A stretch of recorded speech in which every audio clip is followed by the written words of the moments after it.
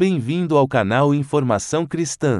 O nosso desejo é que você seja abençoado, e que se possível nos abençoe também, se inscrevendo, dando um like, e compartilhando com mais pessoas, para que essas mensagens alcancem o maior número de vidas. Ajude o canal Informação Cristã a crescer, para que o nosso trabalho alcance o nosso objetivo de evangelização. Muito obrigado e que Deus te abençoe.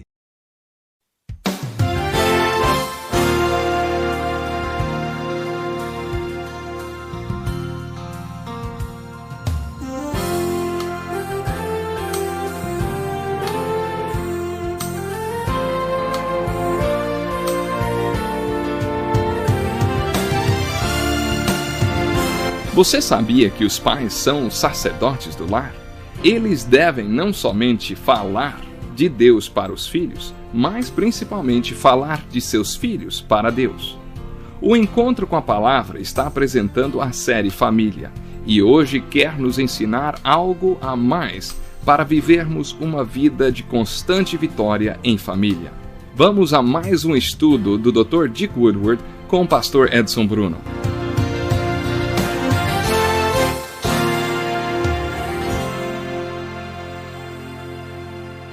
Seja bem-vindo a mais um programa Encontro com a Palavra. Nós estamos estudando a lei do casamento e da família. Nosso objetivo é mostrar qual o padrão de Deus para o casamento. Já vimos o propósito de Deus para o relacionamento sexual dentro do casamento e hoje queremos continuar a estudar os aspectos bíblicos do sexo. O sexo é um assunto muito controverso e pessoal. E cada um de nós tem o direito de fazer suas próprias interpretações, ter suas próprias convicções e tomar suas próprias decisões. Deus nos deu a responsabilidade de decidir a respeito de ter filhos ou não. Se Ele quisesse, poderia ter feito de tal maneira que não teríamos muito o que opinar. Não teríamos escolha. Mas nós temos. Podemos decidir se vamos ou não colocar uma criança no mundo. Já que é assim, creio que as pessoas deveriam pedir sabedoria a Deus antes de tomar tal decisão e não se encantar com o sexo, que é a expressão física do casamento, a expressão de alegria de maneira impulsiva. Muita gente, quando se dá conta, já teve um monte de filhos. Nosso professor Dick conta o seguinte: meus pais eram contra a ideia de controle de natalidade e tiveram 11 filhos. Para eles, a escolha era de Deus e eles queriam povoar a terra com muitos missionários. Eles tinham essa motivação e não adotaram nenhum controle de natalidade. A princípio, eles queriam 6 filhos. Eu fui o 7º. Se eles tivessem adotado algum método anticoncepcional, eu não estaria aqui. Mas eles tinham o direito de escolher e eu respeito aqueles que ainda pensam como eles. Acho que, já que Deus nos deu o privilégio e a responsabilidade de tomar essa decisão, então devemos colocar nossos planos diante de Deus em oração. Se entendemos que Deus planejou o sexo para o contexto do casamento, porque Ele queria povoar a terra, então devemos começar a falar de sexo a partir daí. Outra coisa a ser observada é que, baseando-se no estudo das Escrituras, Deus também fez o sexo como um veículo de expressão para os casados. O sexo não tem apenas uma função biológica. Quando eu ainda exercia o pastorado e os casais me procuravam para falar sobre seus problemas sexuais no casamento, eu começava a conversar com eles falando da unidade espiritual e do fundamento da unidade do casamento antes de falar de sexo. Falávamos sobre comunicação e compatibilidade, sobre amor e as definições bíblicas de amor, sobre compreensão. Só depois falávamos sobre sexo. Mas eu quero lembrar você de que há certas informações que todos devem ter. As pessoas precisam ser instruídas a respeito do sexo. A informação ajuda muito nesta área. Minha primeira preocupação na área física do casamento é: o que você expressa através do sexo? Se não há comunicação, amor, compreensão, o que é que você está expressando, hein? Não é de se espantar que o relacionamento sexual de vocês esteja aquém do que deveria ser. Meu primeiro conselho para quem quer essa dimensão espiritual no seu relacionamento físico é prestar bem atenção no que chamamos de elo espiritual. Depois atente para o que falamos sobre comunicação e nos seus próprios conceitos sobre o que significa amar seu cônjuge. Relembre as virtudes do amor vistas no capítulo 13 da primeira carta de Paulo aos Coríntios. Paulo afirma que se você tiver o amor ágape, o amor de Cristo, o amor de Deus no seu casamento, o amor entre você e seu cônjuge terá todas aquelas virtudes.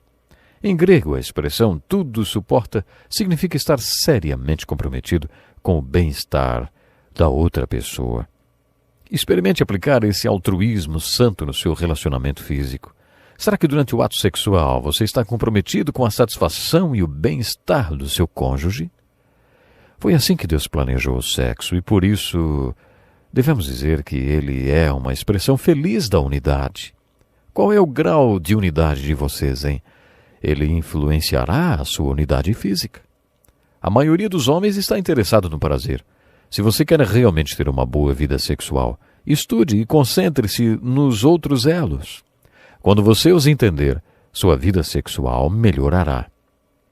Deus planejou o sexo para a procriação, para ser um veículo de expressão do casal e para o prazer.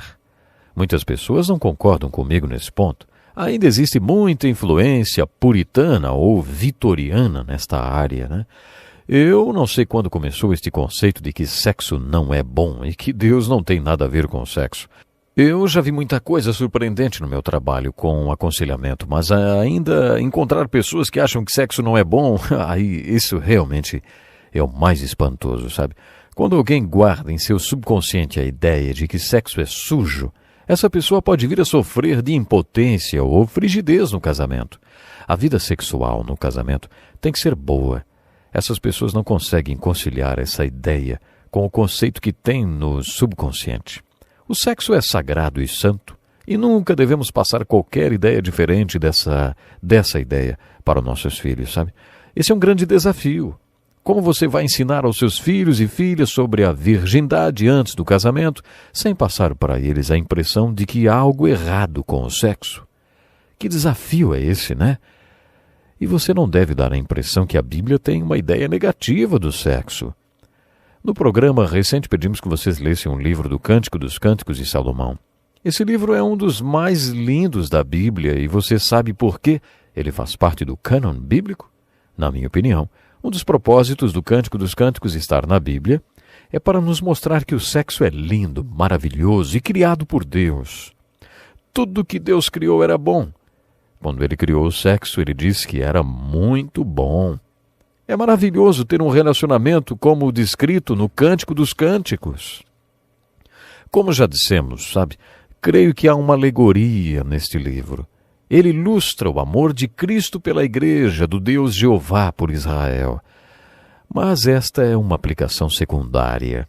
A principal aplicação do livro é mostrar que o sexo é bom. Sexo é bom. Sexo é lindo, ele tem que ser. Você pode perguntar a si mesmo, quais são suas atitudes em relação ao sexo?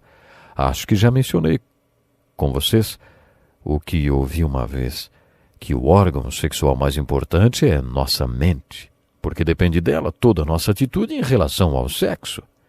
Por isso desafio você com essa pergunta. Qual é a sua atitude em relação ao sexo, hein? O que você espera da unidade física no casamento? Você precisa fazer a si mesmo essas perguntas. Quais são suas expectativas em relação ao sexo? Qual é a sua atitude em relação ao sexo? Leia a Bíblia e responda. De acordo com a Bíblia, qual deveria ser minha atitude em relação ao sexo? Quais deveriam ser minhas expectativas? Vamos examinar alguns textos bíblicos. Em Deuteronômio 24, versículo 5, lemos assim: Se um homem tiver casado recentemente, não será enviado à guerra, nem assumirá nenhum compromisso público.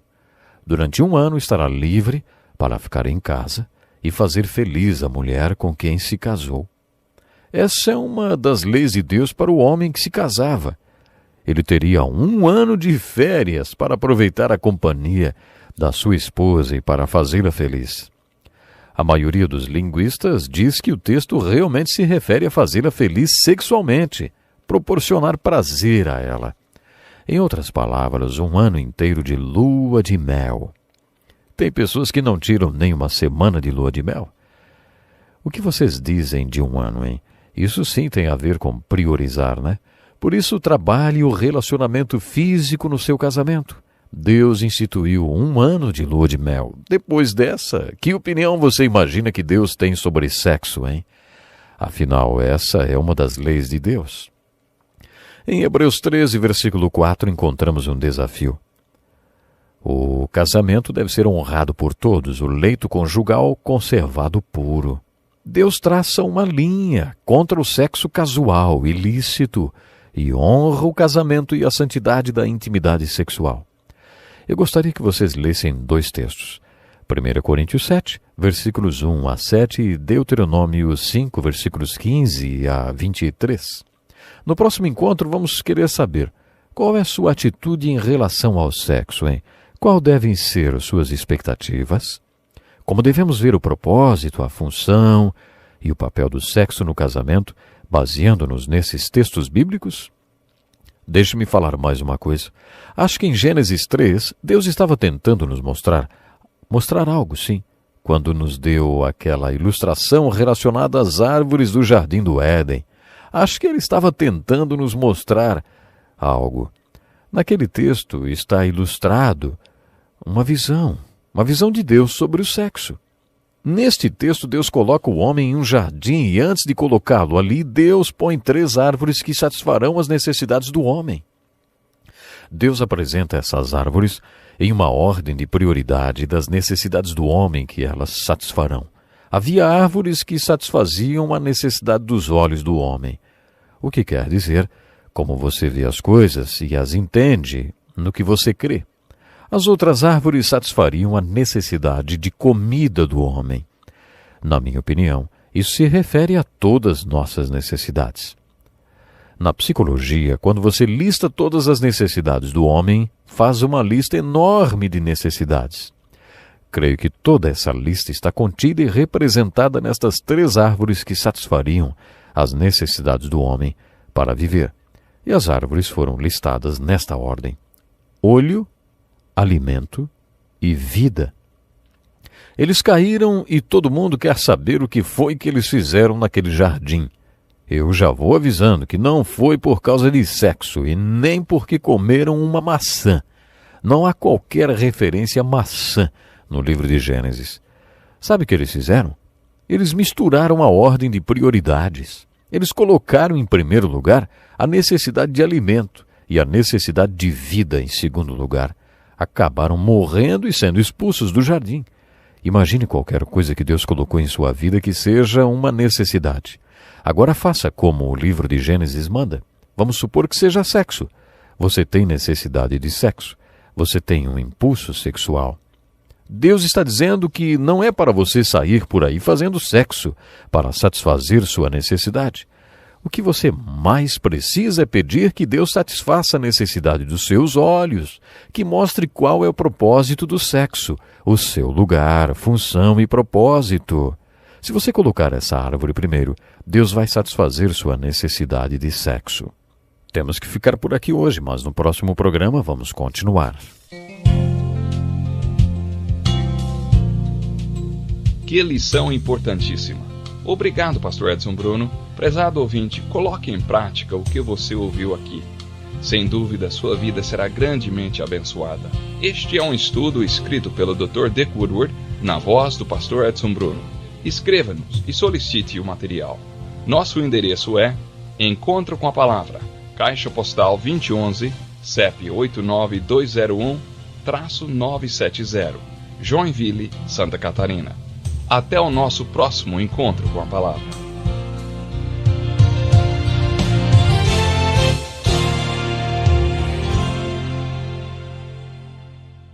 Obrigado por ter assistido um vídeo do nosso canal Informação Cristã.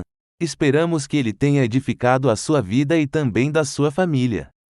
Pedimos que por favor se inscreva no nosso canal, dê um like e compartilhe esse vídeo para o maior número de pessoas, para que elas também sejam edificadas e alcançadas pela palavra do nosso Deus.